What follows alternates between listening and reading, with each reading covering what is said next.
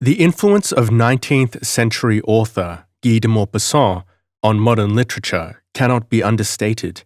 He is considered by many to be a crucial figure in the formation of the modern short story format of writing, and his novels and short stories have moved and inspired people for decades. But less well known was de Maupassant's influence on the horror genre. In his middle age, de Maupassant suffered an advanced case of syphilis, enduring bouts of extreme paranoia, terrifying hallucinations, and deep depression. Between his bouts of madness and psychosis, de Maupassant used his experiences as the inspiration for some of the most weird and chilling horror stories ever written. In these stories, invisible entities stalk the world around us unseen, and delusions and paranoia drive men to commit horrible crimes. The lines between real and unreal become blurred and hint towards a world beyond that which our sensory organs can perceive. These stories would go on to directly inspire writers such as H.P. Lovecraft and pave the way for developments in the horror genre and inspire new subgenres such as weird fiction and cosmic horror. De Maupassant would forever change the way horror stories were written. Guy de Maupassant was born on the 5th of August, 1850, in France. As an adult, de Maupassant studied law in Paris, but left his studies to volunteer after the outbreak of the Franco-German War in 1870.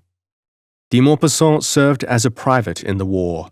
His experiences would later influence some of his works, including his most famous story, Boule de Suif, which is set during the war.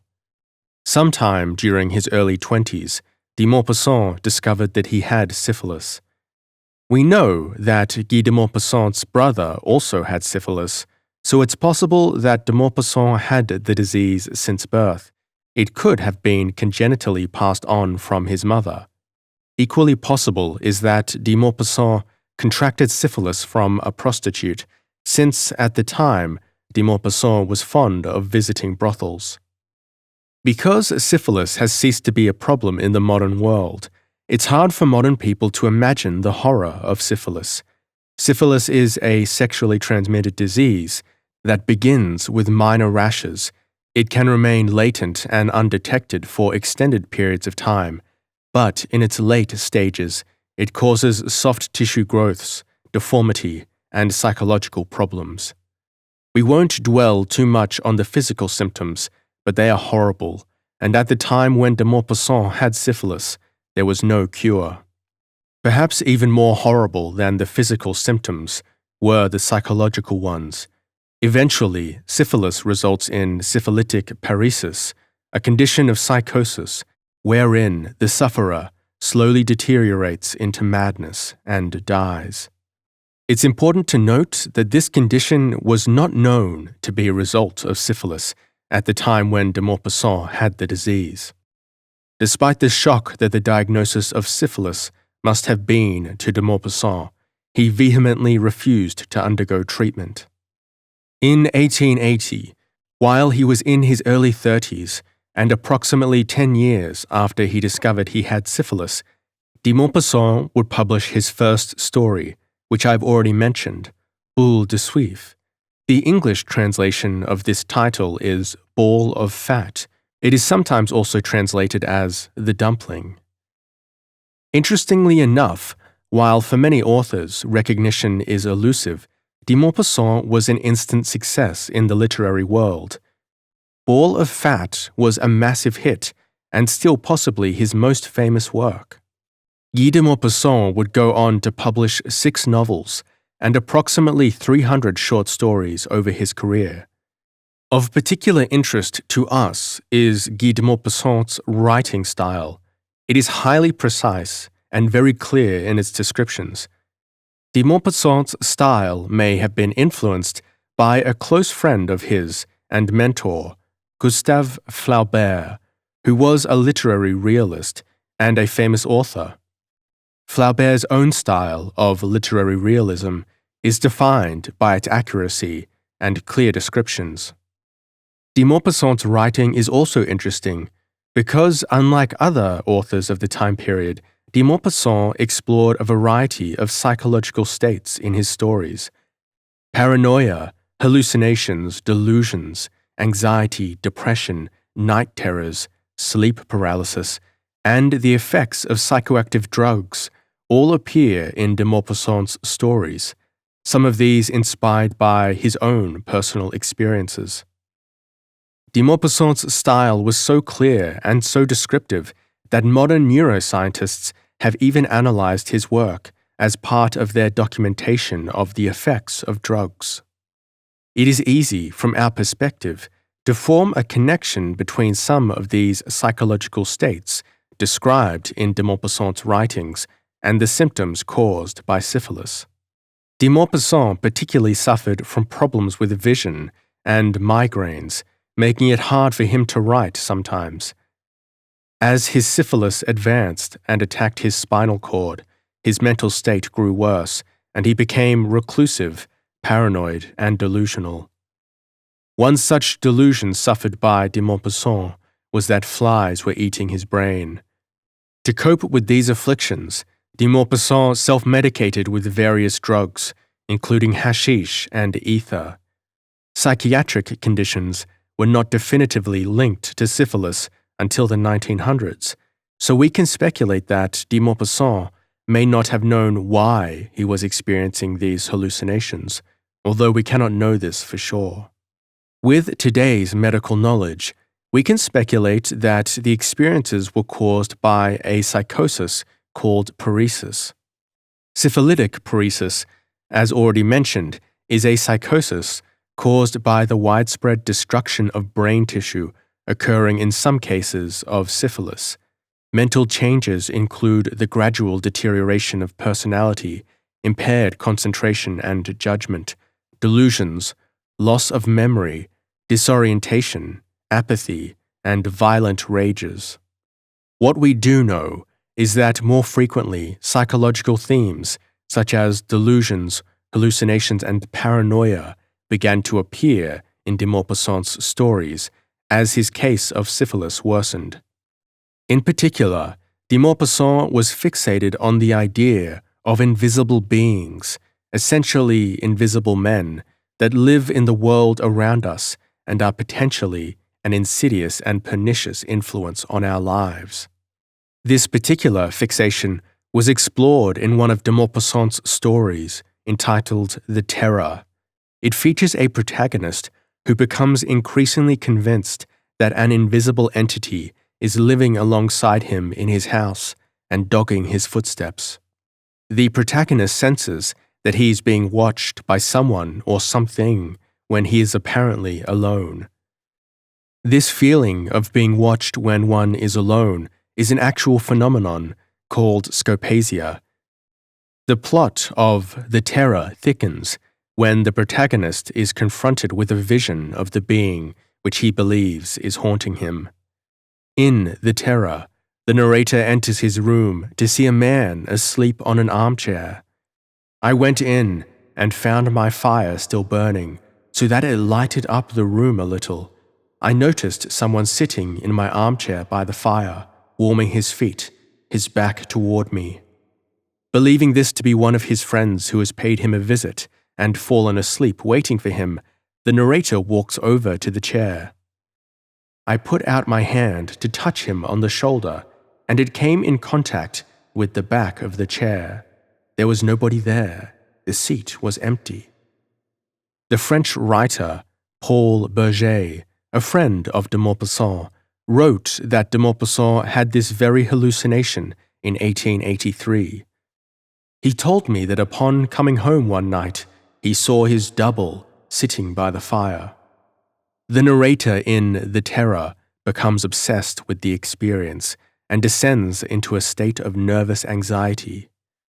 My fear increases, and so I shut myself up in my own room, get into bed, and hide under the clothes. And there, cowering down, rolled into a ball, I close my eyes in despair. The journal of Giselle d'Estoc, a woman who had a romantic relationship with de Maupassant, describes a time when, in her presence, de Maupassant apparently believed that he saw and was being menaced by a phantom. We can see here how de Maupassant may have drawn on these experiences as inspiration for a story. In many of the stories which de Maupassant wrote that feature supernatural occurrences, such as those already described, it is ambiguous if the experiences are real or an hallucination. If these were experiences which de Maupassant had, then upon reading the stories, we, as the audience, are left very much in the same disturbed mindset that de Maupassant would have been, unsure of what is real and what is hallucination. The Terror was by no means the first or last story which features a narrator being menaced by an invisible being. In The Hauler, one of de Maupassant's most famous stories, the narrator also suffers from scopasia and believes there is an invisible entity in his house. He is also aware that he may only be paranoid, and so devises a plan to test if he is going mad or not.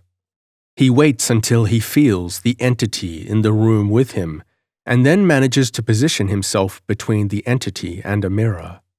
Suddenly I was certain that he was reading over my shoulder, that he was there, almost touching my ear. I got up so quickly, with my hands extended, that I almost fell. I did not see myself in the glass. It was empty, clear, profound, full of light, but my figure was not reflected in it, and I was opposite to it. I saw the large, clear glass from top to bottom, and I looked at it with unsteady eyes. How frightened I was!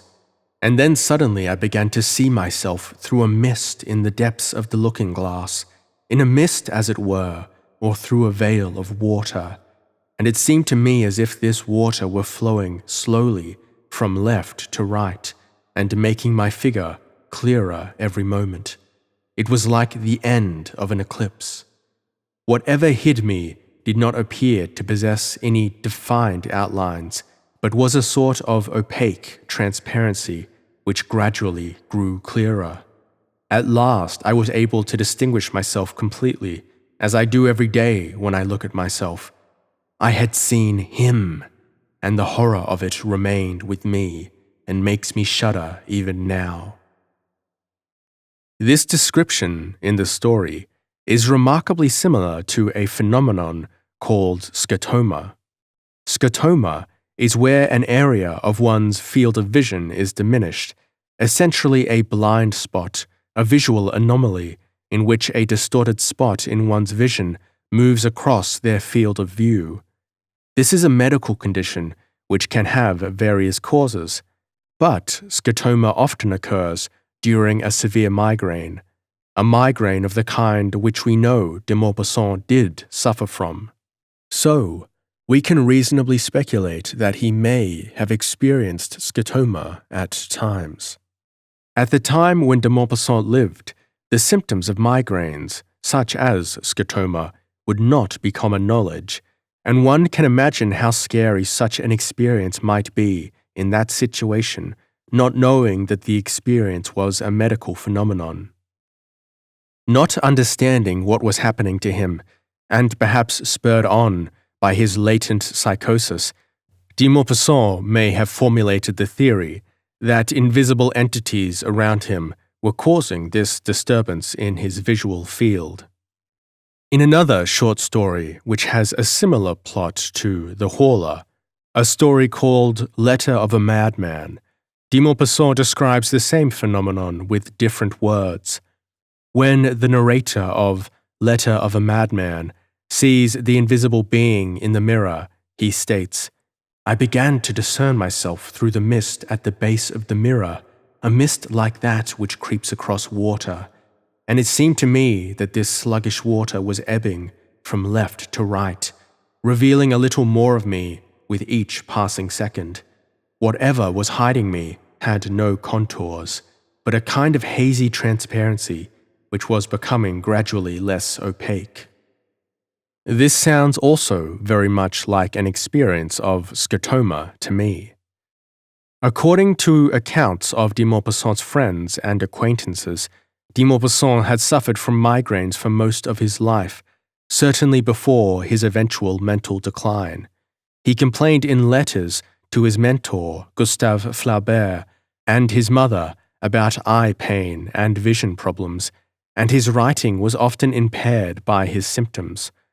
All this suggests that it was very likely that de Maupassant had experienced scotoma at some point in his life.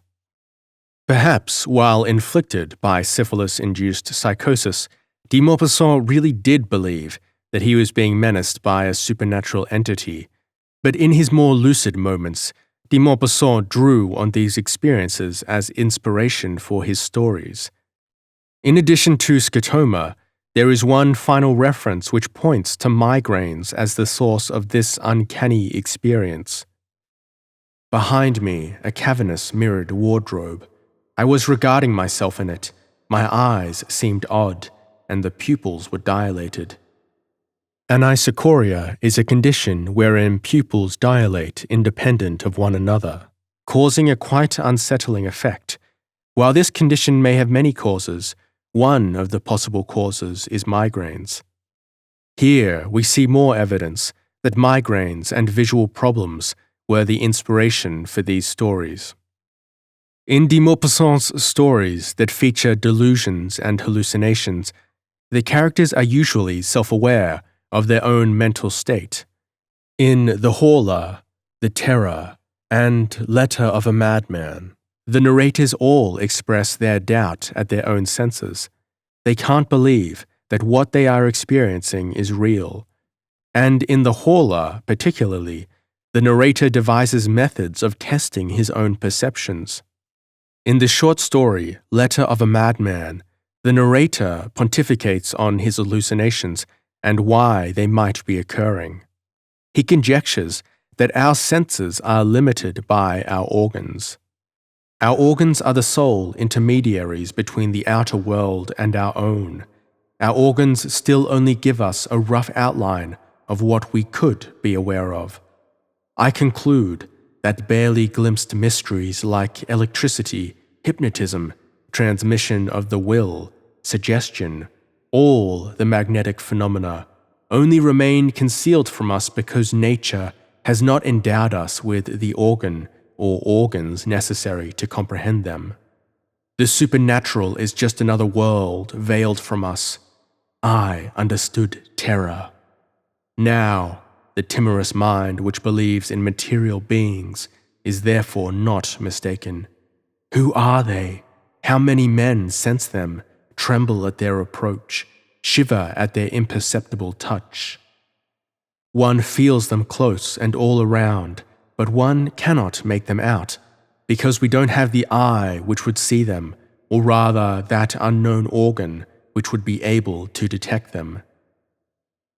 We know already that de Maupassant had experienced at least one episode where he believed that an invisible being or spectre was following him. These stories appeared to be part of his attempt to exorcise these demons, so to speak, to give voice to the part of him that was succumbing to paranoia and hallucinations, which would eventually precede his decline and attempted suicide. If we analyze all of de Maupassant's stories that deal with invisible beings, we can see they end in a variety of ways. The Terror was published in 1883 and ends with the narrator getting married so that he should never be alone again and thus avoid the anxiety caused by the invisible being.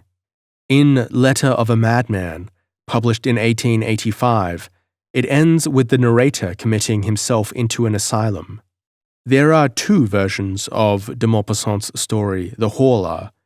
The first version of The Horla was published in 1886 and is actually framed by the narrator committing himself to the care of a doctor, after which he narrates his tale. The second and final version of The Horla was published in 1887 and ends with the narrator deciding to commit suicide. These stories form a timeline which illustrates how de Maupassant dealt with his oncoming mental decline. At first, the narrator opts to commit himself to an asylum to deal with his delusions and hallucinations, but by the final story, the narrator decides that suicide is the only option.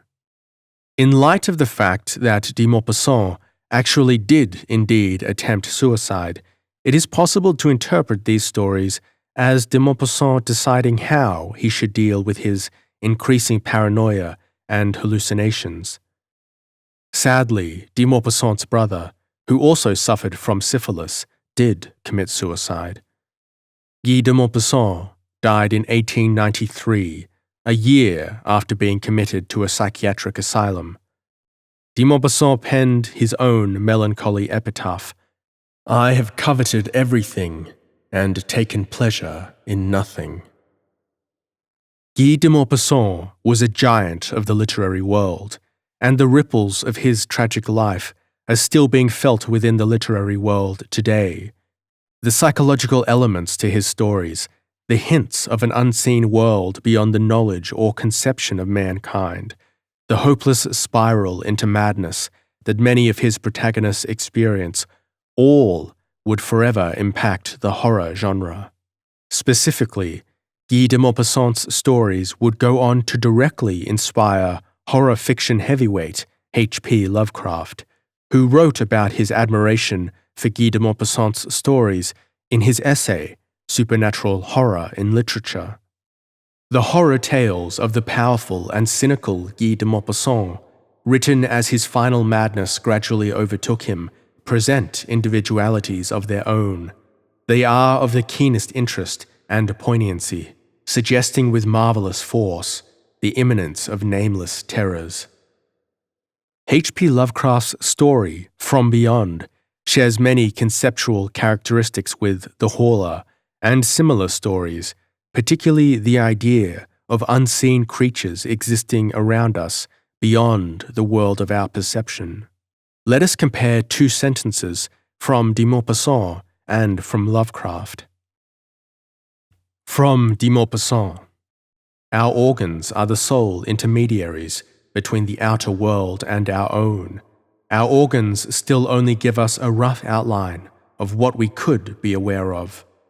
I conclude that barely glimpsed mysteries like electricity, hypnotism, transmission of the will, suggestion, all magnetic phenomena, only remain concealed from us because nature has not endowed us with the organ or organs necessary to comprehend them."